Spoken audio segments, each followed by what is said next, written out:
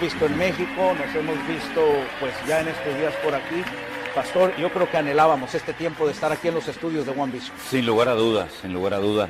De hecho, lo deseaba, ¿no? Con todo mi corazón, porque nos une una gran amistad. Y bueno, de aquella entrevista que usted me hizo cuando cumplí los 40 años de ministerio, ahora pues ha pasado un tiempo, ya 41 años, y estoy muy contento y muy agradecido de lo bien que nos están tratando aquí en tu canal, y sobre todo las cosas, ver lo que el Señor ha estado haciendo, que eso es lo más importante de todo. Pastor, vamos a hacer un poquito de historia y yo quiero que los hermanos que nos están viendo sepan un poco de lo que yo ya sé que ellos no saben, ¿no? Nos vamos a ir por el tiempo un poco atrás. Apenas aprendí ayer, creo que en el mensaje, pastor, que fuiste el pastor de Asambleas de Dios más joven de España. Sí. Porque 41 de ministerio, te graduaste a los 20, entraste a la escuela bíblica, ¿qué edad? ¿18, 17 años? Sí, 17, 18 años. Pero luego vamos a irnos un poco más atrás. Hay muchas historias, algunas las he escuchado de tus labios, otras de mi padre. Naciste en Venezuela hace ya 61 años. Sí, ahora en el mes de octubre cumpliremos 61 años. 61 años. Sí. Es que hace 61 años nació el pastor José Manuel Sierra. Es cierto, me dice mi padre, que en tu infancia eras muy travieso. Muchísimo. Muy travieso, un manojo de nervios, como decimos en España. Y bueno, esto cada uno es Pero eras como niño es. privilegiado, porque eras hijo de un torero. Y me dice mi padre que tenías juguetes que otros niños no tenían. Bueno, mi padre vino incluso a España a comprarme un traje de torero, ¿no? Y lo llevó a Venezuela y me hizo una película. Y el sueño de mi padre, lógicamente, era que su hijo fuera torero. Pero yo siempre le dije, bueno, no llegué a ser torero, pero ahora toreo al diablo. Le decía siempre de broma, ¿no? Sí, sí, sí. Así es que, no, la verdad es que mi Caray, infancia mira, fue muy bonita. Qué emoción, pastor, mira. Ah, mira, vaya. Bueno, hermanos, agradezco al pastor porque en la Ahí amistad, tenía 10 años. 10 años. ¿En Sí. Venezuela todavía, pastor? No, no, eso ya es en Las En Palmas de Canarias. Gran Canaria. Ahí está el papá, que también llevaba el mismo nombre que el pastor Sí. José Manuel, Manolo Ese es mi Sierra, padre. torero, nacido en Zaragoza, tierra de gente muy brava, Sí. ¿verdad? No en los toros. Me decía el pastor José Manuel Sierra que ahí en Zaragoza, si alguien dice me tiro por esa pared, se tira porque ya lo dijo. Pero bueno, pastor, también me he enterado que cuando niño trabajabas de monaguillo. Bueno, me obligaban. Toda mi educación fue en Venezuela en los hermanos maristas, como se les llamaba, y en Canarias estudié en los salesianos. Y cuando te tocaba el turno tenías que sí o sí ser monaguillo en las misas, ¿no? Pero bueno, al final también me terminaron echando porque creé muchos problemas con las hostias y con el vino. Pastor, ¿nunca robaste vino para probarlo? Sí, claro, vino y hostias y muchas cosas, y le complicaba mucho la vida al cura. Cuando sabes que tienes que tocar la campana no la tocaba, él se enfadaba conmigo, yo la tocaba fuera de tiempo. En fin, era un trasto, como decimos por allá. Voy a pedirle a nuestro director Francisco Pascual que vuelva a poner esa foto donde están padre e hijo, papá Manolo, hijo Manolo, y le voy a hacer una pregunta a nuestro hermano Manolo. Pastor, cuando ves esa fotografía que estamos viendo ahora, tu padre y tú, ¿qué viene a tu corazón cuando recuerdas a tu padre? ¿Cómo lo recuerdas? Mi padre era un gran hombre, con mucho temperamento, mucho carácter, pero era la nobleza personificada. Era un hombre que lo daba todo, aunque se lo tuviera que quitar de la boca, ¿no? De hecho, él me enseñó a que por un amigo hay que hacer cualquier cosa. Y si no lo tienes, él me decía en aquellos tiempos que no éramos convertidos, si tu amigo necesita o te pide algo y tienes que robarlo, lo robas para ayudar a tu amigo. Hasta ese extremo llegaba, ¿no? Era un hombre muy generoso, ya te digo, con mucho temperamento, con mucho carácter, pero era muy amigo de sus amigos. Incluso a veces daba más de lo que recibía. Pero bueno, yo lo recuerdo con mucho cariño y hay momentos que lo echo pues mucho de menos. Y tenía tanto carácter y tenía muchos amigos toreros que yo conocí. Oh, sí. Y que toreros de los grandes de la época que Claro. iban de México a vuestra casa, aún en Canarias, ¿no? Como Paco Camino. Tú amistaste mucho con muchos de esos Paco toreros. Camini, Santiago Martín El Viti, Diego Los- Puerta, Palomo Linares, en fin, muchos toreros de aquella época que pasaban por aquí, por México, por Venezuela, y paraban en los restaurantes de mi padre, iban a comer con sus cuadrillas a nuestra casa, y yo me crié en ese ambiente taurino, ¿no? Que es un ambiente muy, muy particular. Así fue mi infancia. Pastor Manolo, en lo familiar, tu padre llega de Zaragoza, Venezuela, tu madre de Canarias. Sí. Cuéntanos de eso y luego vamos avanzando. Bueno, ellos fueron emigrantes, ¿no? Mi madre fue muy joven a Venezuela, efectivamente fue...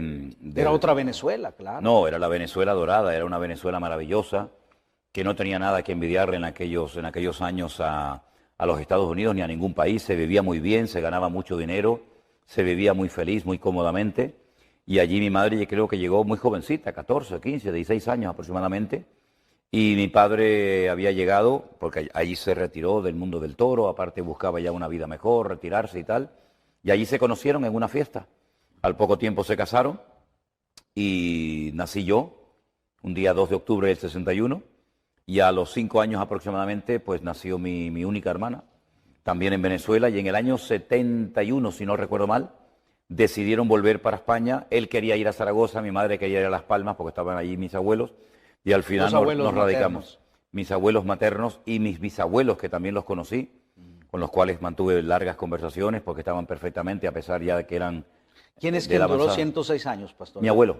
El abuelo padre de mi madre murió con 106 años. 6 años. Sí, sí, Que es ambición tuya predicar hasta esa edad, ¿no? A mí me encantaría. Yo daría lo que fuera por poder predicar por lo menos hasta los 100 años. Me encantaría. Ahí vamos. Pastor, ellos emigran ya como pareja buscando la vida a Canarias. Se hicieron pareja en Venezuela. En Venezuela, sí. Allí se conocieron. Y tú 10 años y tu hermanita más joven vienen... 5 años menos. 5 años menos. Llegan acá y luego vamos a avanzar un poquito en el tiempo.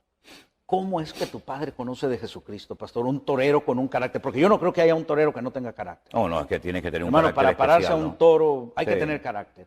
Y en aquel tiempo, antes, tu padre había sido banderillero de uno de los toreros más temibles que había. César Que los Girón. mandaba a barandillar a su banderillero, los metía... Sí, bueno, sí, el sí. que entiende un poco de tauromaquia, o sea, prácticamente tu padre, antes de ser torero, era banderillero, exponiendo la muerte con ese torero osco Sí, que sí, era... sí, no, tremendo. patrón. Mira, mi padre conoce al Señor a raíz de una operación que le tienen que hacer deprisa y corriendo a mi hermana, que había tenido una especie de principio de peritonitis con hemorragia de sangre y todo esto.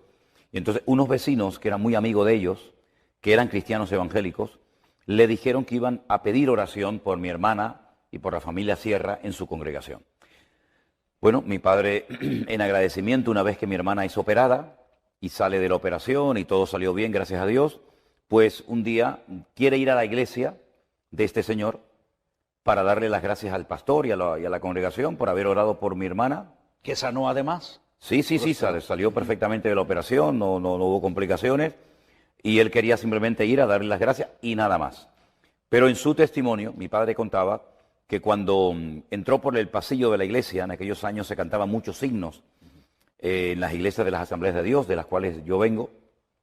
Entrando por el pasillo, al final en la plataforma había una cruz iluminada por la parte de atrás y estaban cantando aquel antiguo himno, en la cruz, do primero vi la luz, ¿verdad? Y mi padre cayó de rodillas. El primer día, nada más entrar por la puerta de la iglesia, el Señor lo tomó, un quebrantamiento de pecado, una convicción de pecado espectacular. Incluso creo que tuvieron hasta que interrumpir el culto, ¿no? Porque no paraba de llorar. Cuando él regresa a mi casa, él viene transformado, es otra persona completamente diferente, hasta la cara le brillaba, ¿no? Y entonces comenzó a ir con mi hermana, al poco tiempo con mi madre a la iglesia. Yo no quería saber nada de este tema, pero digamos que me entró la curiosidad de ver dónde le habían comido la cabeza, como yo decía en aquel tiempo a mi padre, y fui como a los 3 o 4 meses aproximadamente después de su conversión, y eso fue un domingo a la mañana. El domingo a la tarde yo le entregué mi vida al Señor Jesucristo, escuchando la parábola del hijo pródigo, aunque al principio me molesté mucho, porque pensaba que mis padres... a tu mamá. Claro, yo pensé que mi madre le había contado mi vida al pastor, pero me di cuenta de que no. Era el Espíritu Santo el que estaba utilizando aquel texto bíblico de Lucas capítulo 15 para traer convicción de pecado a mi vida, y esa misma noche me convertí, y a los pocos meses yo tenía clarísimo que si todo lo que había oído era verdad, y sigo diciendo lo mismo, si el Evangelio verdaderamente es así, como se nos ha contado, que Cristo murió en la cruz, que resucitó al tercer día, que está pronto a venir nuevamente a buscar a su amada iglesia, yo decía para mí, pero ¿por qué no nos dedicamos todos los cristianos a predicar este mensaje cuando esto es lo más grandioso que jamás en la vida se puede contar a ser humano, ¿no? Esto tiene que saberlo todo el mundo. Yo a los pocos meses ya estaba compartiendo la palabra de Dios a todo el mundo. A los pocos tiempos, como al año aproximadamente, fui a la escuela bíblica, al seminario, me gradué un 31 de mayo de 1981 hasta el día de hoy, que el Señor me ha dado el privilegio de servirle siempre a tiempo completo en su obra y con más ganas que nunca, porque lo que estamos viendo y lo que ha sucedido ha sido tan grande que no solamente por gratitud, sino por una carga tremenda que el Señor ha puesto en nuestros corazones, queremos llevar a centenares y a miles y a millones de almas a los pies de Cristo. Y estoy seguro que lo vamos a ver. Pastor, no quiero ahora o no necesito decir quién es José Manuel Sierra. Manolo, la gente lo conoce, mi padre sabe más de ti aún que yo, por ejemplo, pero quiero decir esto. José Manuel Sierra no hace un devocional que lo ven 70,000 personas hace 40 años. Tú anduviste en Bolivia, sin monetario, joven, haciendo por los desprovistos, sí, claro. En África. También en Kenia.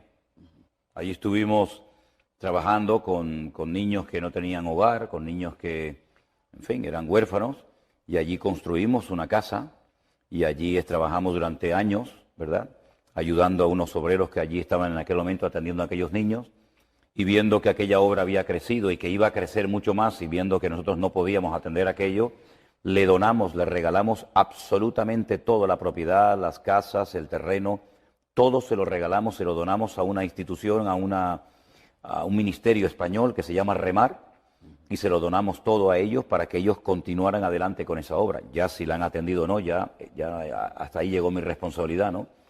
Pero sí trabajamos en África, trabajamos en Bolivia, atendiendo cada día a cientos de niños, todos los días dándoles de comer, y fue un tiempo maravilloso que el Señor nos permitió conocer esos dos países y ayudar a gente que para muchos cristianos de aquel lugar ni siquiera contaban, ni siquiera existían. Pero llevamos a algunos pastores a esos lugares y se quedaron sorprendidos de ver la miseria y la pobreza tan grande que había muy cerca de sus congregaciones, pero ellos estaban ocupados en otras cosas más importantes para ellos, y sin embargo nosotros íbamos a darles de comer a los niños de Bolivia y de Kenia. Pastor, llegas un día a Argentina, nos vamos a ir cambiando También. de geografía. Llegas a Argentina y bueno, a dar una campaña, no sé si de 2 o 3 días, y cuando regresa le dice a tu esposa, que luego vamos a hablar un poco de cómo conociste a la esposa, llegas y le dices, Elena, llené la agenda, ¿qué? ¿1 mes o 3 meses? 3 meses, ¿no?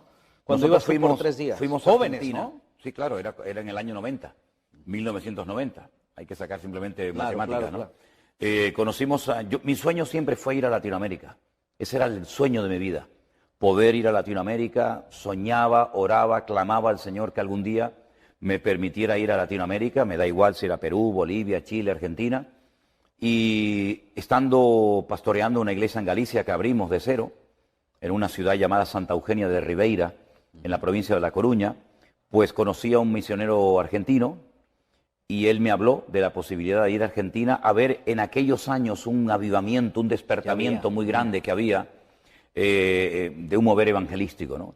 Yo quería ver aquello, yo quería aprender y fuimos por fe, completamente por fe, dependiendo totalmente del Señor. Solamente en aquel momento teníamos a nuestra hija Priscila, que era una niña pequeñita de 3, 4 años, y a los pocos días de llegar me dijeron que se celebraba todos los martes en la ciudad de Rosario, en provincia de Santa Fe, Argentina, una reunión para pastores. Me invitaron a asistir, yo fui como un oyente más. Yo en aquel momento me consideraba una hormiga, ¿no? En medio de aquellos grandes pastores y evangelistas.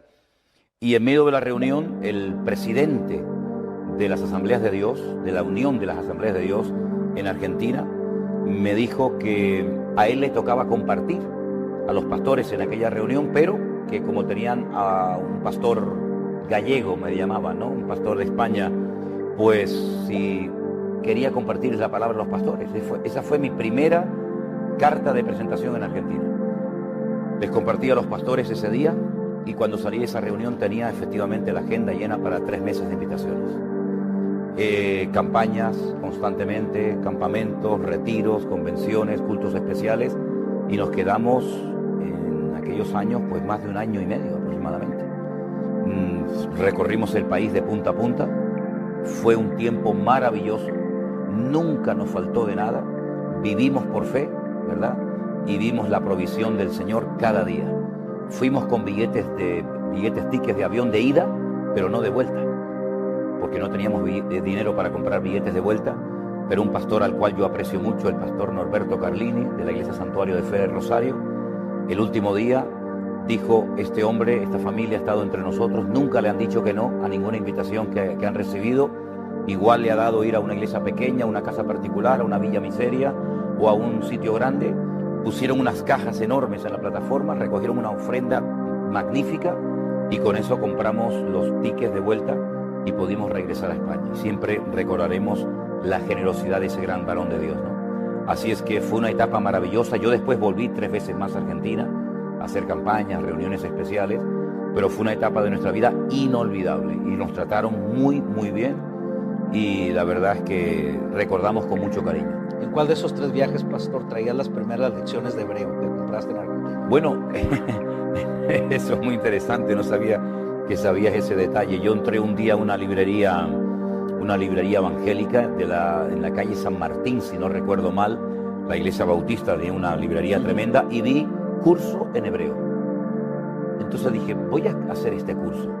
Me resultó complicadísimo aprenderme las 22 letras del alefbet o del alfabeto, pero sí, fue en el año 90 cuando comencé a interesarme por el idioma hebreo. ¿Era en el primer viaje a Argentina? En el primer viaje. O sea, en esas maletas con la ofrenda que se compró el billete, venían un libro azul de toda la explicación del hebreo y luego un librito más pequeño que era el cuaderno de trabajo.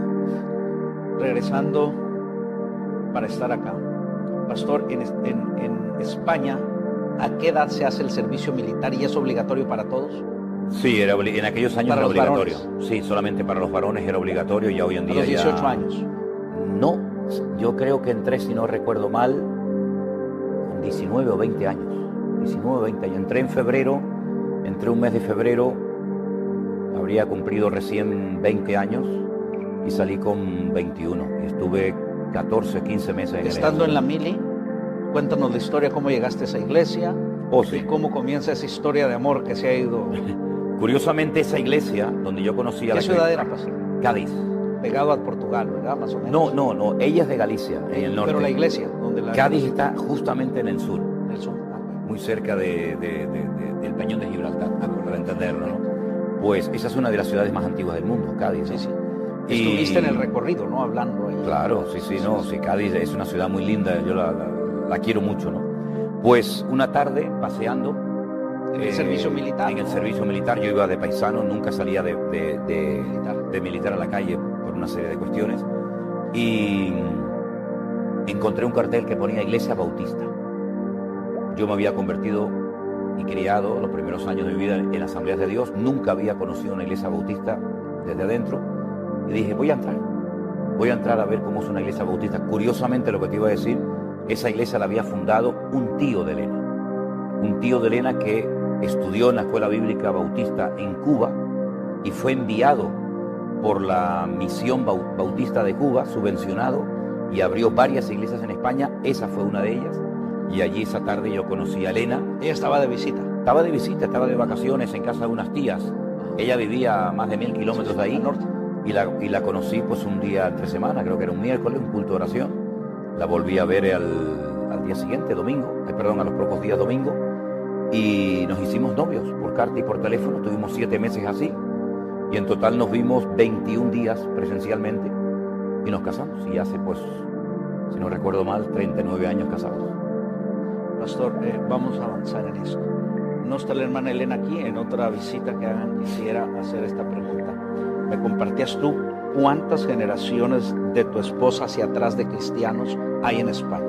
Bueno, yo creo que ella es de la 5ª generación. Estamos hablando de 1800. Exactamente.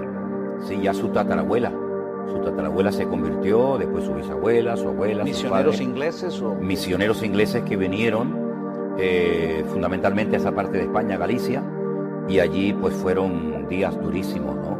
Imagínate, ¿no? Hace más de 100 años abrió una obra en España, en aquellos pueblos, en aquellas condiciones, con aquellas presiones religiosas. Y aquella idiosincrasia, correcto. No, terrible, terrible. De hecho, se decía que los misioneros, que los protestantes ingleses tenían cola, tenían rabo, y la gente iba a ver los actos públicos. El rabo del diablo. El rabo del diablo, efectivamente. Y la gente les observaba porque decía, ¿dónde tienen escondido el rabo del diablo, no? Y entonces en uno de esos cultos al aire libre, con esas orquestas tremendas que hacían esos signos, se convirtió su bisabuela, muy jovencita, con 15, 16 años. Pastor, era un desafío convertirse a esa edad. Terrible, terrible. Fue expulsada de la casa. Inmediatamente fue expulsada de la casa. Todavía en ese tiempo. El cura del pueblo le dijo a sus padres que tenían que echar a esa hereje de la casa, y ella se iba todos los días al monte, a una cueva, a orar por sus padres, que finalmente terminaron también convirtiéndose y entregándose al Señor. Y esa abuela, si no recuerdo mal, puso la primera piedra en una iglesia de asambleas de hermanos en Galicia y murió con 104 años. Así que ella nunca pisó una iglesia católica, nunca conoció el contexto católico del cual venimos nosotros. Y ella, pues ya te digo, que con nosotros, con nuestras hijas sería ya la quinta, la sexta generación. Todos por parte de padre, por parte de madre, todos ya eran convertidos, ¿no? Desde hace siglos. Pastor, el tío de tu esposa viene, se prepara en Cuba para el ministerio y luego regresa a fundar iglesias. Sí, aún vive. Lo hemos visitado en Atlanta en este viaje. Es el tío que queda único de hermana El Elena. único tío con vida que queda, que tiene 91 años, ya está jubilado. Prediqué en una de las iglesias que él pastoreó en Orlando, en Florida, y tuvimos la oportunidad de estar con él ahora hace unas semanas atrás cuando andábamos por Atlanta. Vamos a hablar de varias cosas, hablando de fundar iglesias. Cuando medito en tu ministerio, pastor, y que agradezco públicamente, y lo he hecho en privado, que me dejes ser parte de... Soy el maletero, dile a la gente que soy el maletero del pastor Manolo, ¿es cierto o no? No, eres una pieza muy importante en nuestro equipo, hermano. Agradezco eso, pastor, de veras lo hago, he crecido, he aprendido, pero cuando medito en vuestro ministerio, en estos 2 años, últimos o 3 ya, medito en esto, pastor. Las grandes campañas que se daban en este siglo pasado, loables todas ellas, pienso 2 veces, creo que asistí a una del doctor Billy Graham. Esta semana pasada, alguien que participaba organizando esas campañas aquí, no de los principales, pero participaba, me dice que con 1 año de antelación comenzaban a preparar todo para que acudieran 70,000 personas a un estadio. Yo estuve en 2 ocasiones, una en San Diego y una aquí, más o menos 50,000, 70,000 personas, toda la estructura para hacer eso. Anoche tuvimos el privilegio de escuchar tu ministerio y tu palabra aquí en lo que es el edificio nuestro, ¿verdad?, de nuestra iglesia, y esta mañana temprano me comienzan a llamar de 2 lugares fuera de los Estados Unidos. Yo no sabía que nuestro hermano Armando sabía que se desvelaba mucho, que ayer que se fueron de aquí a las 12 de la noche y lo había todavía subido a YouTube. Para cuando yo entré 8 de la mañana había 14,000 visitas. Ahorita debe haber 50, 60,000. Pensar esto, pastor. Danos la historia de todo esto, de la lucha, el esfuerzo, y humano como eres, sorprendido por Dios. Todos los días hay un estadio lleno, yo así lo imagino, Cuando veo los devocionales, los escucho, veo 70,000 gentes, veo los estadios de béisbol saturados y digo, wow, 70,000 personas es todo un estadio que diariamente te están viendo. Muchas de las cosas que vemos las haces desde tu pequeña oficina y has sido muy honesto. Dice, ¿no saben que a veces traigo chancletas cuando hago los devocionales? Sí, sí. Es cierto. Pastor, háblanos de ese proceso. Ya hablamos de Bolivia, cuando eres un perfecto desconocido, pero conocido para Dios, porque para Dios siempre has sido conocido, igual que hasta ahora, desde el día que te entregaste a Cristo. Ha sido un fenómeno para ti, para toda tu familia, nuestro hermano Armando que está aquí, Anderson, todo tu equipo. Pastor, háblanos de los últimos 3 años, 1 año antes de la pandemia y todo eso hasta aquí. ¿Cómo está en tu corazón? ¿Qué ha habido? ¿Qué alcances? ¿Qué es lo que Dios está haciendo? Porque eres humano, es una carga muy grande. Bueno, vamos a ver. Yo a todo esto lo llamo el factor sorpresa. El factor sorpresa se ve en muchas partes de la historia bíblica. Por poner un ejemplo, ¿no?, que todos conocemos, la Biblia nos enseña que de repente, llega el día de Pentecostés, hay un pequeño grupo de unas 120 personas aproximadamente orando, esperando algo que el Señor les dijo que iba a suceder, no sabían cuándo ni cómo. En el aposento alto dice que de repente vino un viento recio, el cual soplaba y llenó toda la casa, y se aparecieron lenguas repartidas como de fuego, las cuales se posaron sobre cada uno de los que estaban allí, y de repente comenzaron a hablar en otras lenguas según el Espíritu les daba que hablase. Bien, eso fue de repente. Hay tantas cosas de repente que han sucedido en la Biblia que minutos atrás... Pero nunca pensaste que una te sucedería a ti, pastor, no, jamás, como esas. No, jamás. Nosotros llevábamos una vida muy normal, muy tranquila, ¿no? Un pastor de una iglesia local, haciendo lo que le corresponde hacer a cualquier pastor. Para sustentarte tenías un rastro que es una tienda de segunda lado, ¿no? Sí, una especie como llaman aquí de Goodwill, ¿no? Una Sí, tiendita sí. donde... Así estaba la con eso vida. nos ayudaba a pagar el alquiler Que no quiero del llamarle salón. rutina, porque sé que nunca ha sido rutinario en No, tu forma de no. ser, pero ahí está el pastor trabajando, luchando, Sí, claro. en una iglesia en Canarias, un lugar... Sí, hombre, yo tuve la bendición de poder salir siempre mucho, ¿no? Sí. A otros Viajes a países, Israel, viajes a Israel y todo esto, ¿no? Y nosotros veníamos desarrollando nuestra rutina, en el buen sentido de la palabra, pues cada día con gozo, gozándonos absolutamente en todo lo que hacíamos. Nunca hemos trabajado más o menos por el hecho de la respuesta de la gente. Hemos atendido grupos muy pequeños, grupos más grandes, y siempre gozándonos en todas circunstancias. En la economía, en la gente, en todo lo que hacíamos, ¿no? Bueno, llega el confinamiento, ¿sí? Millones de cristianos se encuentran de la noche a la mañana encerrados en sus hogares y nosotros venimos desarrollando nuestra labor de todos los días. ¿Qué es lo que ocurre? Yo me doy cuenta de que teníamos que hacer algo inmediatamente. Al día siguiente, después de haber orado la noche anterior, el Señor pone en mi corazón que tengo que hacer un grupo de WhatsApp para atender a los hermanos de nuestra congregación. Desde las 11 de la mañana hasta la 1:30 del mediodía, todos los días, teníamos competiciones bíblicas, ¿verdad? Devocionales, tiempos de oración, obras de teatro, en fin. Era un tiempo extraordinario donde yo atendía a los hermanos de la iglesia. Mientras tanto, comenzamos a recibir centenares de correos y de llamadas de todas partes del mundo. Desde Alaska hasta el extremo sur de Argentina, pasando por Japón, llegando a Los Hawái, Ángeles con el pastor Arenas. todas partes, nos llamaban de todas partes. Bueno, con preguntas, entonces yo hacía un devocional por WhatsApp para los hermanos de la iglesia. Entonces se me ocurrió un día la idea, yo creo que el Señor me lo puso en mi corazón, de hacer el devocional en abierto, creyendo de que alguien lo iba a ver. Efectivamente comenzó a verlo la gente. Todas las preguntas que recibíamos de la Biblia, pues se me ocurrió también hacer un programa que lo titulé o lo llamé El Pastor Online, donde daba respuesta a las preguntas, en vez de hacerlo por una computadora escribiendo, lo hacía en directo, de lunes a viernes cada día. Todo esto comenzó a crecer y a crecer y a crecer, pero no es que nosotros comenzamos a trabajar en las redes sociales y a emitir nuestros cultos a raíz de la pandemia. No, nosotros veníamos picando piedras hacía muchos años. Cuando apenas nos veía la gente, 2, 3, 4, 5 personas en directo, para nosotros era un gozo el trabajar. Entonces yo creo que el Señor, como dice su palabra, ¿no? Honra a los que le honran. Nosotros todo esto se lo atribuimos al Señor, no hay ninguna gloria personal. Yo no estoy haciendo nada especial, yo llevo 40 años haciendo lo mismo, predicando la palabra, haciendo campañas evangelísticas, predicando en radios, a veces en alguna emisora que me invitaban de televisión, como esta, si no hay ningún mérito personal. Si no es que nosotros hemos descubierto un método, porque yo me doy cuenta que muchas veces como que hay pastores que buscan dónde el Espíritu Santo, dónde el Señor se está moviendo. Algunos se fueron a Corea en su época, otros se fueron a Argentina, otros se fueron a Colombia, otros se fueron a Toronto, a Canadá. Yo nunca me fui a ninguna parte. Yo nunca fui detrás de métodos. Mi método es lo que yo creo que deberían hacer todos los cristianos, con todo mi respeto. Si usted tiene una necesidad económica, usted tiene un problema personal, de la índole que sea, entre en su habitación. Yo particularmente siempre digo, me pongo de rodillas, cierro la puerta, apago el teléfono, que no me moleste nadie, oro al Señor. No le repito, mi costumbre, mi forma de trabajar con el Señor, de obrar en el Señor, no es repetirle 40 veces lo mismo, porque yo no creo que mis hijas me tengan que repetir 40 veces lo mismo para prestarles atención. Con una vez que me lo digan es suficiente. Me lo pueden recordar en alguna ocasión, pero no hace falta repetir y repetir y repetir. Yo le digo al Señor, Señor, necesitamos esto, y el Señor responde, y el Señor obra, así de fácil.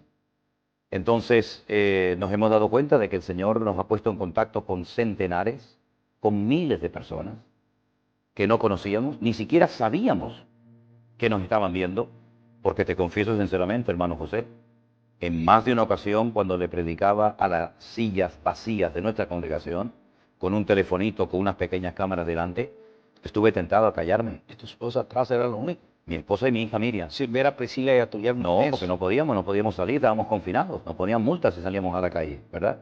Teniendo a mi hija a 20, 30 kilómetros de mi casa, no podíamos salir. Ahí estás tú, la hermana Elena, Nada más. Miriam y las sillas blancas. Y vivíamos dentro de la iglesia. Para la gloria del Señor, hoy le damos gracias al Señor porque tiempo atrás el Señor, por algunos asuntos, permitió que viviéramos en la iglesia, acondicionamos la iglesia lo mejor que pudimos y allí estuvimos 4 años y medio viviendo. Y allí nos cogió el confinamiento. Fue una maravilla, fue una bendición de Dios. Y entonces nosotros predicábamos y hubo momentos, como te decía, que tuve la tentación de decir, voy a callarme, si esto no lo está viendo nadie, ¿a quién estoy predicando? Me di cuenta de que me equivoqué. Había muchos miles de personas y muchos hermanos cuando los conocemos hoy en día, aquí en Estados Unidos, en México, en otros lugares, nos dicen, estábamos nosotros, hermano. Nosotros estábamos siendo alimentados en aquel tiempo donde había un temor, una inseguridad. ¿Qué es lo que está pasando? ¿Será la gran tribulación? ¿Aparecerá de un momento a otro el anticristo, etcétera?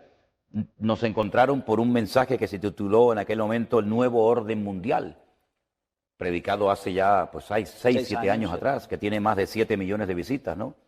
Y entonces me di cuenta de que la gente nos estaba viendo, pero yo no veía la cara de nadie. Yo siempre... Además hubo una hermana que te mandó en ese día que llorabas delante del Señor sí, un mensaje. Me dijo literalmente, si en algún momento le pasa por su mente el pensamiento de que nadie les está viendo, ese día es cuando más gente les está escuchando. Fue un revulsivo y a esa hermana tuve el privilegio de conocerla personalmente sí, en la iglesia bautista Betel de Hialeah, donde se me acercó y me dijo, yo fui el que le mandé ese mensaje, hermano. Porque hasta antes no sabías. No lo sabía, no tenía ni idea. Yo estoy conociendo a la gente ahora. A mí me veían. Yo estoy viendo a la gente ahora, familias, niños, jóvenes, hermanos, gente que viene de un trasfondo católico muy conservador o muy liberal. Y el Señor nos está sorprendiendo cada día. En cada reunión hay sorpresas. Ayer, como usted sabe perfectamente, pastor, tuvimos una hermana que vino de Australia. 12 horas, mayor de 75 años. Un poco delicada de salud, de Sydney, vino específicamente para estar en el culto de ayer. Cierto. Viene gente conduciendo 18, 20 horas de diferentes estados de los Estados Unidos, gente de México, de El Salvador, de Honduras, de Guatemala. Si esto no es el principio de un avivamiento y de una renovación espiritual, entonces, ¿qué es esto? Esto no lo ha producido una denominación. Nosotros no levantamos en alto la bandera de ninguna denominación, de ninguna persona en particular. Esta es la obra genuina del Espíritu Santo del Señor. No es una competencia, una guerra contra las iglesias. De hecho, no aceptamos a nadie que sea miembro de una iglesia. El concepto iglesia virtual para algunos es una locura, pero es una realidad. Hay centenares y miles de personas que han conocido al Señor, que se han reconciliado con el Señor. En algunos casos, como en México nos sucedió con una hermana que se nos acercó y nos dijo que hacía 30 años que había dejado de congregarse. Y lo que estamos viendo en estos últimos 2 años, prácticamente a diario, no lo habíamos visto en 40 años de ministerio. Porque el Señor viene pronto y el Señor nos está sorprendiendo y nos está mostrando que Él es fiel y que Él tiene ganas. Y que cualquier persona, da igual la edad que tenga, da igual el trasfondo religioso, denominacional del cual venga, una persona que se deja utilizar por el Señor lo usa. Y yo creo, y lo he dicho en varias ocasiones, que por lo menos con nuestro ministerio, el Señor ha dicho ahora. No sé cuánto tiempo va a durar esto. Yo siempre creo y confío que hasta que venga el Señor en su segunda venida. Yo creo que esto es algo imparable. Yo creo que es algo que va a ir a más. Prueba de ello es que cada día se abren más puertas, cada día conocemos más gente. Y estamos viendo en San Francisco, en Florida, en cualquier parte donde vayamos, centenares de personas con un hambre de la palabra que nunca en mi vida había visto. Pero es el cumplimiento de una palabra profética, donde el Señor dijo a través de uno de sus siervos, he aquí yo enviaré hambre y sed a la tierra, no de pan, no de sed, sino de oír la palabra de Dios. Y ese tiempo ha llegado. Y esas promesas que están ahí de que cosas que el ojo no había visto, cosas que los oídos humanos nunca habían oído, ni habían subido al corazón del hombre, son las que Dios tiene preparadas para los que le aman. Bueno, yo puedo presumir de que nosotros intentamos amar al Señor todos los días cada vez más y más, ¿verdad? Con todo nuestro corazón, con toda nuestra fuerza, con toda nuestra capacidad. Y yo creo que el Señor simplemente lo que está haciendo es cumplir con sus promesas. Y estamos disfrutando de un tiempo extraordinario desde marzo del 2020. Y usted lo ha visto y lo ha podido comprobar. que esto es algo imparable y todavía quedan muchas sorpresas por el camino, que vienen pronto. Pastor Manolo, aún en pandemia, Dios pone en tu corazón hacer ese viaje por toda España, Sí. que siempre ha sido un país difícil para el Evangelio. Bautizabas 1, 3, 5, 7, pero hubo una gran cosecha. Luego viene el congreso donde estuvieron ellos. Me impactaron varios. Aquella hermana de Guinea Ecuatorial que decía, lo que quiero es morirme. Sí, ¿Te acuerdas de ella? Totalmente. La conoces bien. Nuestra hermana Cristina. Cristina, el Señor la alcanza, da ese testimonio. Danos una suma breve. ¿Cómo Dios puso en tu corazón cuando comenzó esa gira por tu país, el de tu esposa, y cuando ya regresaron a Tenerife? ¿Cuál era la sensación que había? Empezamos en el mes de mayo del año pasado. Justamente el primer viaje misionero empezó el mismo día que vinimos a los Estados Unidos en este segundo viaje misionero. Y regresamos prácticamente el mismo día, en el mes de junio, terminaría, que este segundo viaje misionero que estamos realizando aquí. Dios puso en nuestro corazón que había llegado el momento ya que podíamos viajar, aunque había muchas restricciones, muchísimas restricciones. De hecho, en el camarote del barco donde yo estaba ya a punto de llegar a Huelva, una ciudad del sur de España, oré al Señor que me dejaran salir del puerto. Yo no sabía si me iban a dejar salir o no. Logré salir. Tuve que parar en el camino a dormir porque no se podía circular a ciertas horas por la carretera. Y el objetivo era conocer a todas las personas que se habían convertido, que se habían reconciliado con el Señor durante el tiempo del confinamiento. Entonces el Señor nos permitió ir a ciudades que no conocíamos, localidades como por ejemplo Ciudad Rodrigo, provincia de Salamanca, Becerril de la Sierra en Madrid, ni siquiera sabía que existía ese pueblo, Sevilla la Nueva, también a las afueras de Madrid, y muchos lugares, ¿verdad?, que dimos como una vuelta en círculo, ¿verdad?, con nuestra autocaravana, durmiendo en donde nos pillara, contentísimos, disfrutando una barbaridad, bautizando a 1, a 4, a 5, a 10, da igual, y disfrutando muchísimo de ver que en España miles de personas habían estado escuchando los devocionales y han surgido grupos por diferentes lugares. La gran necesidad son obreros. Necesitamos urgentemente obreros cualificados, obreros que capten la visión de lo que es la iglesia virtual, que es mucho más que pararse delante de una pantalla de televisión o una computadora a ver un culto. Eso no es la iglesia virtual. La iglesia virtual tiene escuelas dominicales, tiene reuniones de jóvenes, reuniones de niños, reuniones de matrimonios, reuniones de oración. Es una actividad constante y permanente. Hay grupos de Zoom, grupos de WhatsApp, donde estamos constantemente orando los unos por los otros. Hermanos que nos llaman de todas partes. Ahora cuando volvamos tenemos que ir a Bélgica a visitar un grupo grande de hermanos que nos están esperando, colaboradores, familias enteras que están prácticamente todo el día desinteresadamente, sin remuneración económica, atendiendo a centenares y a miles de personas.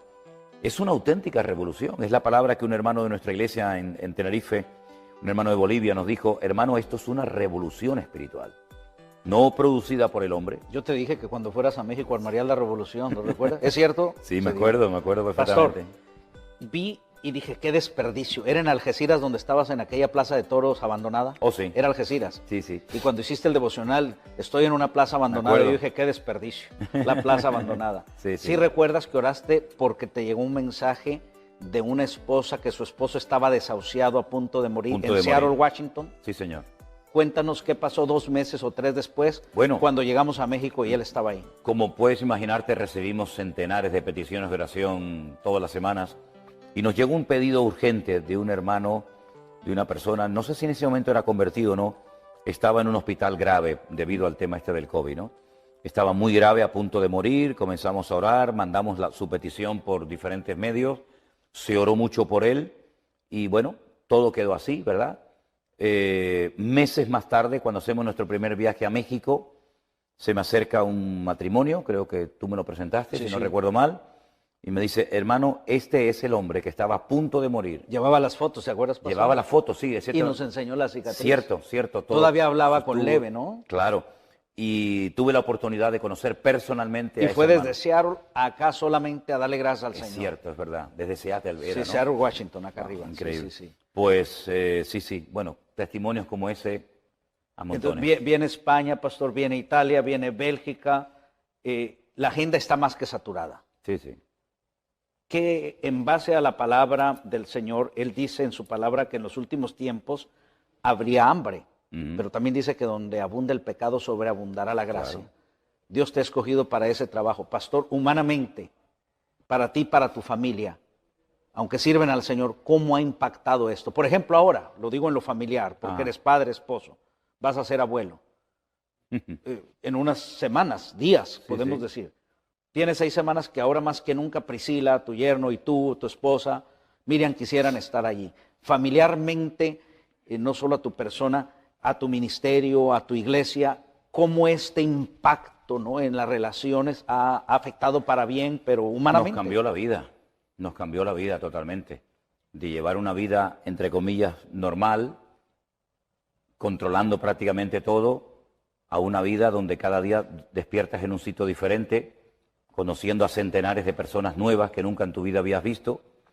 Pues salimos, si no recuerdo mal, el día 6, 7 o 9 de mayo, y no regresaremos hasta mediados, casi finales del mes de junio, y constantemente yendo de un lugar para otro. Nos cambió la vida, pero contentísimos, ¿eh? Muy contentos, sabiendo que el Señor nos tiene para esta hora, muy orgullosos de lo que el Señor nos está permitiendo hacer para Él, pero al mismo tiempo sorprendidos y dependiendo totalmente del Señor, porque esto no es por ningún mérito personal. Yo no tengo ningún método, jamás voy a escribir un método diciendo he descubierto la varita mágica del ministerio y si usted hace punto A, punto B, punto C, usted va a tener un éxito tremendo en el ministerio. Yo no tengo la clave de nada. Esto es un trabajo diario, es constancia, es perseverancia, es dependencia del Señor. Yo no me he enriquecido económicamente hablando a raíz de todo esto.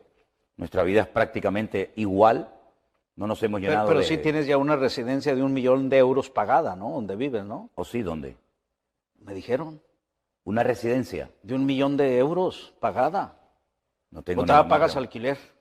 No, yo he vivido toda mi vida de alquiler. Es con doble sentido. No, por eso le digo, no sé quién Nada, le dijo nada, eso. no estoy para que sacaras la verdad. No. Eso me llamó la atención, pastor. 40 años de matrimonio, 39. Sí. Y un día, en uno de los devocionales, un día decías, siempre de alquiler, y tu esposa, ya que hemos dialogado, Sí. dice, no, si de pronto tenemos muebles y luego nos vamos a otra parte y ya no tenemos, ¿no? Nosotros ni como ministerio, nuestro ministerio no tiene propiedades. La iglesia que yo pastoreo, la iglesia presencial en Tenerife, es un local alquilado. La iglesia en Fuerteventura que tenemos, la iglesia en el Puerto de la Cruz, nosotros no tenemos propiedades. No estoy en contra de que se tengan propiedades, pero es que nosotros no hemos podido nunca comprar nada. La obra en España es muy difícil, ha sido una obra muy dura y nunca nos hemos planteado ni siquiera comprarnos una propiedad nosotros, ¿no? Y ya a estas alturas de mi vida, pues mucho menos todavía, ¿no? Pero muy contentos, hermano, muy contentos porque yo sé a lo que Dios me llamó y a lo que Dios no me llamó. Y cuando hablábamos hace muchos años de, bueno, si compramos algún día alguna casa, algún departamento, ¿dónde lo vamos a comprar? Si hoy estamos aquí, mañana estamos allá, hemos estado viajando durante años, ¿verdad? Como ahora estamos volviendo a hacer. El Señor nos está llevando otra vez al inicio de nuestro ministerio, donde no parábamos, es increíble, ¿no? Por lo tanto, muy contentos. Vivimos en un departamento en la ciudad de Santa Cruz de Tenerife, de alquiler, y muy contentos, y gloria a Dios. Pastor, esa pregunta tiene sentido para fundamentar esto y avanzar en el tiempo. Una última pregunta es esta.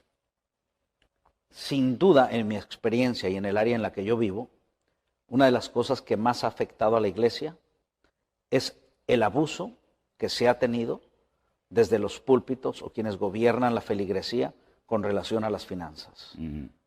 Hablo en el contexto mío, en otros lugares será la doctrina torcida, será cierta influencia, pero en este entorno en el cual yo vivo, por 35 años he visto mucha gente manipulada en un tiempo, pero gente que yo amo mucho, después los veo heridos cuando viene la palabra del Señor. ¿Cómo es que esto ha afectado al pueblo de Dios? Ahora, si cabe la pregunta, ¿por qué se hace desde los púlpitos? Se ha hecho desde los principios de la Biblia, ¿no? ¿Cuáles son, Pastor Manolo, en tu opinión, las cosas que más afectan a la iglesia desde adentro de la iglesia? Bueno, la Biblia dice que la raíz de todos los males es el amor al dinero. Cuando en vez de usar el dinero, nos dejamos usar por y cuando en vez de utilizarlo para la obra del Señor, lo utilizamos para propio beneficio personal, convertimos el púlpito en una fuente de ganancia. Y entonces, en vez de trabajar y ministrar para servir a la gente, terminamos queriendo o sin querer, consciente o inconscientemente, utilizando a la gente para nuestro propio beneficio personal. Ha sido una auténtica vergüenza lo que ha sucedido de unos años a esta parte en ciertos, no en todos, en ciertos sectores del campo del espectro evangélico, ¿no? Donde todo gira en torno al dinero. Pastores que están obsesionados con el tema del dinero. ¿Hay que hablar de dinero? Por supuesto que sí. ¿Menciono la palabra, incluso la palabra dinero? Por supuesto que sí. ¿Habla la Biblia de diezmos, de ofrendas, de tener un corazón generoso? Por supuesto que sí. Pero se ha hecho un sobreénfasis. Y hay iglesias donde únicamente se habla de dinero. Yo conocí a un pastor que vivía o vive por aquí, por California, que cuando iba a España tenía un monotema. No sabía hablar de otra cosa más que de pedir, pedir, pedir y pedir, ¿no? La avaricia no tiene límite, ¿verdad? Y muchos han convertido el ministerio, utilizando su poder y su autoridad, en una fuente de ganancia. Entonces, cuando predican de prosperidad, yo pregunto, ¿prosperidad para quién? Prosperidad para siempre el mismo. Porque yo he visto, por ejemplo, en Costa Rica, he visto en Argentina, he visto en muchísimos lugares a predicadores que viven a unos niveles estratosféricos en comparación con su membresía, que yo no sé cómo no se les cae la cara de vergüenza, ¿no? Yo pienso que hay pastores que se han desviado totalmente de lo que tendríamos que haber predicado, ¿no? Yo no estoy diciendo que un pastor tiene que ser un miserable, un pobre, que no tiene el pobrecito ni para comer ni para vestir. Yo no estoy diciendo eso, pero tampoco creo que un pastor tiene que centrar todas sus predicaciones, todos sus estudios bíblicos y sus esfuerzos en hablar única y exclusivamente de dinero.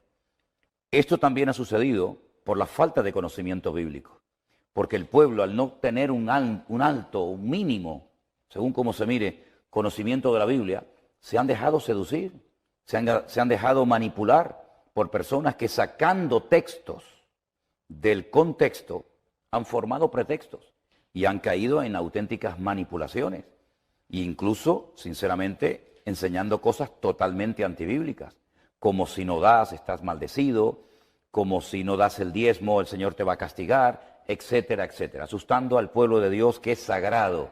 Las ovejas son sagradas y nadie tiene el derecho, llámese reverendo, obispo, presbítero, superintendente o como sea, de asustar a las ovejas por las cuales Cristo murió en la cruz del Calvario, ¿no? Por lo tanto, yo creo que es una auténtica vergüenza lo que ha sucedido y esto ha causado un mal testimonio al mundo. Te voy a contar una pequeña anécdota, si me permites. Hace unos años yo fui en las Islas Canarias a una tienda de cosas de segunda mano. Quería comprar un puntero láser, ¿verdad? De estos que señalas en la pantalla. Y cuando entré vi que el dependiente, el muchacho que me atendía, por el acento, era colombiano. Y yo le dije, ¿eres colombiano, verdad? Y me dijo, sí, ¿cómo lo sabes? Le dije, bueno, yo tengo muchos conocidos y me llama mucha gente de Colombia. ¿Y por qué? Digo, porque soy pastor evangélico y conozco muchos hermanos de Colombia. Y me dijo así, sin conocerme de nada, ah, pastor evangélico, ustedes son los que le roban la plata a la gente, ¿verdad? Ese era el concepto que ese muchacho tenía de los pastores. No digo que todos sean iguales, gracias a Dios. Todavía hay un remanente de pastores que no se han prostituido, pastores que no han caído en el error y en la grave equivocación de dedicarse a pedir dinero única y exclusivamente, pero también tenemos que decir, para vergüenza nuestra, que hay iglesias que solamente se utilizan y se predica desde el púlpito dinero, dinero, dinero. Cuando llegó la época de las preguntas en el famoso Pastor Online, que tú conoces, pues muchas de las preguntas vienen por oleadas, ¿no? Algunas preguntas venían sobre el tema de las primicias. El tema de las primicias no tiene absolutamente nada que ver con el Evangelio.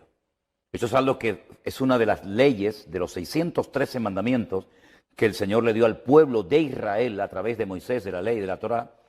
Una de ellas era para los agricultores, ganaderos. Hablaban de los primeros frutos, de las primicias. Y yo, ¿qué le decía a la gente? Lo mismo que le digo ahora a los que me están viendo. Una excusa más para seguir pidiéndole plata a la gente. Las primicias no tienen nada que ver con el Evangelio de nuestro Señor Jesucristo, ¿verdad? Y lo que yo creo que ha llegado el momento es que la gente se dé cuenta de que no se puede decir amén a todo lo que un señor predica desde el púlpito. Una cosa es el respeto, una cosa es el cariño, Una cosa es la educación y otra cosa es ser copartícipe de manipulaciones, sacando las cosas de su contexto, diciendo amén a una enseñanza que muchos saben en lo más profundo de su corazón que no es bíblica, pero que no se atreven a decirle al pastor: pastor, con todos mis respetos, usted ha perdido hace mucho tiempo el foco de su ministerio y ha caído en la trampa de dejarse dominar por el dinero. Y eso es un gravísimo error. Y termino diciendo algo: si quieres conocer a un hombre de verdad, no lo oigas en el púlpito. Si quieres conocer a un hombre de verdad, dale poder y dale dinero. Y ahí conocerás verdaderamente qué tipo de hombre es. Y es lo que ha pasado. Muchos han crecido, muchos han prosperado, aunque no toda prosperidad viene de Dios. Cuidado, que hay muchos inconversos que son tremendamente prósperos, millonarios, y no tienen nada que ver con el Señor. Y entonces han crecido, se ven con poder, se ven con fama, se ven con gente, y se creen que pueden hacer y compartir lo que les da la gana. Y se equivocan rotundamente. Y muchos de estos tendrán que rendir cuenta delante del Señor algún día y pedir perdón. Y espero que lo hagan pronto, porque lo que han hecho ha sido crear un mal testimonio, una mala imagen de los evangélicos en algunos sectores de la sociedad, hasta el punto que la gente dice: los evangélicos lo único que saben es pedir plata a la gente. Entonces yo he sido con eso muy contundente, y seguramente algunos de los que me están escuchando, pastores, evangelistas, pues no les hace ninguna gracia lo que les estoy diciendo a la audiencia, pero yo no estoy aquí en este mundo para agradar a la gente. Yo estoy en este lugar para predicar la palabra de Dios. Y si predico algo que no está en la Biblia, que me llamen, que me confronten públicamente, cuando quieran y donde quieran. Pero ellos saben perfectamente que para ellos lo más importante se ha convertido en el dinero más que en el amor a las almas. Amén. Y usted quisiera seguir escuchando al pastor José Manuel Sierra, yo también, pero siempre hay que hacer las cosas con orden. Y en la próxima visita, no es la primera vez que él viene a California, pero sí, desde que nos hemos conocido, sé que el Señor lo concederá volver aquí. Hay planes, hay proyectos, pero tengo buenas noticias para usted. Si usted quiere seguir escuchando de él, pues lo podemos ver en el devocional, en el Pastor Online, en las predicaciones. Y si usted es de los que todavía valoran mucho el papel y el olor a tinta como yo, pues le voy a recomendar algo. Mire, yo tengo aquí en mis manos el único libro que hasta ahora tengo unos, no sé, 10, 12 mil libros. Este es el único libro que yo he comenzado a leer y no me levanté hasta que lo leí de principio a fin. ¿Te acuerdas que te dije, pastor? Sí. No sé si comencé 6 de la tarde, sé que terminé a las 3 de la mañana. Hermanos, un día me dijo una persona: bueno, pastor Arenas, ¿y cuál es lo tuyo, lo fuerte? Porque me preguntó del Apocalipsis y dije: mira, hermano, para mí eso me asusta, que no me asusta, ¿no? Pero sinceramente le dije, para hablar de ese tema, gente que haya investigado, gente que haya entrado, y yo muy poco puedo explicarte el Apocalipsis. Es más, le dije, ni siquiera lo disfruto. Pero cuando yo leí este libro, lo puedo decir de verdad, hermanos, lo disfruté. Comprendí muchas cosas y yo se lo recomiendo a usted. Es Escatología Bíblica por el pastor José Manuel Sierra. Y también me sucedió que cuando leí este libro, pastor Manolo, te dije que había un pastor, que dijo que te seguía todos los días, pero que ya no te iba a seguir. ¿Sabes por qué? Porque dijo: a nosotros nos han enseñado que la iglesia no va a pasar por la gran tribulación. Sí, claro. Y dijo, y el pastor Manolo es medio tribulacionista. Y le digo: mira, pues ¿cuál problema es, hombre? Nosotros nos vamos, ya, y a media tribulación allá lo esperamos a él, ¿no? Pero bueno, hermano, yo disfruté este libro, lo tengo todo subrayado, lo recomiendo. En otra visita voy a preguntarle al pastor que nos diga cuáles son los puntos que hay sobre escatología, porque hay varios puntos doctrinales, ¿no? Que en los que usted puede ver los diferentes puntos, opiniones que hay sobre la escatología. Luego también tengo por aquí este libro de monología, que le dije al pastor Manolo, no me gustó el título y no me había llamado la atención leerlo, así es que tardé año y medio para comenzar a leerlo la semana pasada, pero vi conceptos, hermanos, que me parece que el título debiera aún ser otro. Lo encuentro muy interesante. Aquí el pastor José Manuel Sierra nos habla de un aspecto que tiene que ver, ¿verdad?, con base bíblica en los ataques del enemigo, usando un personaje muy conocido. Pero a mí me llamó la atención que él menciona que yendo una vez volando en una aeronave, con voz rara, la persona que iba al lado de él le dijo: yo sé quién eres, te conozco muy bien, O sea, los demonios de la persona que iba al lado percibieron el espíritu del Señor que hay en el pastor José Manuel Sierra. También comenta que estando en África con perfecto español, una persona que no hablaba español con perfecto español, endemoniado, dijo: yo sé quién eres, te conozco bien, vete de aquí, has venido a atormentarme. Y luego, tengo aquí, tengo aquí, tengo aquí, tengo aquí, tengo aquí, tengo aquí.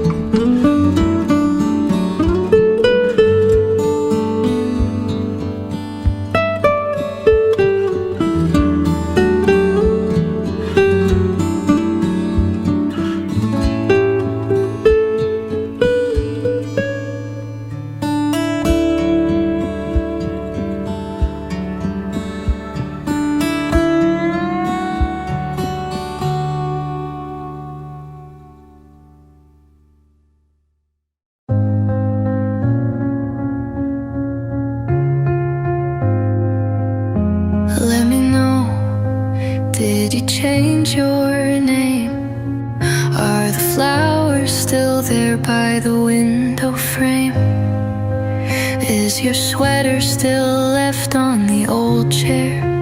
Did you ever really want me there? So let me know, do you feel the same? Or am I just a ghost in your flame? I can feel the echoes in my bones. Baby, I can't do this anymore.